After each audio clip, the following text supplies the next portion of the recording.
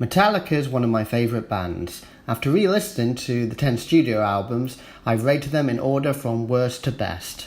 Number 10, Saint Anger. I don't hate Saint Anger, and I don't think Metallica ever made a bad album. That being said, something had to come last, and Saint Anger is my least favourite of the albums. The main problem with the album is that the songs are just too long, or at least feel too long. Some Kind of Monster is a chore to listen to all the way through. Although there were a number of songs on the album that I really enjoyed, like Frantic, Saint Anger, The Unnamed Feeling, and All Within My Hands. And then there's Invisible Kid, which is possibly the worst song they've ever done. Number 9, Reload. I'll start by admitting that I liked Load. I liked it a lot, in fact. But Reload just felt like a bunch of songs that weren't good enough for the Load album. There are some really good songs here, like Fuel, The Memory Remains, and The Unforgiven 2. Then there's Where the Wild Things Are, which is this really weird, bizarre song, and Prince Charming, which is a fun, kind of upbeat kind of song. The other songs I found to be completely forgettable. Number 8, Kill Them All. This is Metallica's first album, and it is a really good album, although listening to it, I think they hadn't quite worked out what their sound was just yet. The standout songs for me were The Four Horsemen, Motor Breath, Whiplash, and Seek and Destroy. Now, I've seen Metallica live a number of times, and these songs sound a lot better live than they do on this album, which is why it's so low down on the list. Number 7, Death Magnetic.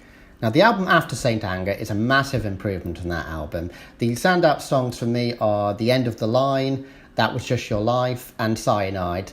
Then there's a couple of really weird, bizarre kind of songs like The Day That Never Comes, which sounds like a poor man's Unforgiven. Speaking of which, there's an Unforgiven Part 3, which is just really bizarre. Number 6, Hardwired to Self-Destruct. Now, Metallica's latest album is an improvement on their previous album, which itself was an improvement on the album before that. Since Saint Anger, Metallica have been getting better and better, and this album has them back on form. It's loud, it's brutal, it's everything you would want from a Metallica album. The standout songs for me are Hardwired, Now That We're Dead, and Here Comes Revenge. Number 5, Load. I like Load. I think it's a really good album that I still enjoy listening to.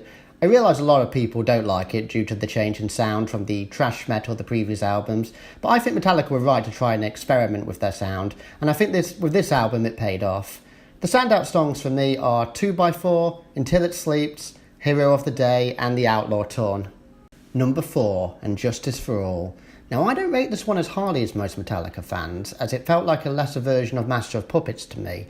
However, after repeat listens, it is clearly a very strong album with a lot of very good songs, such as Blackened, Eye of the Beholder, Harvester of Sorrow, and what is possibly Metallica's best song, One.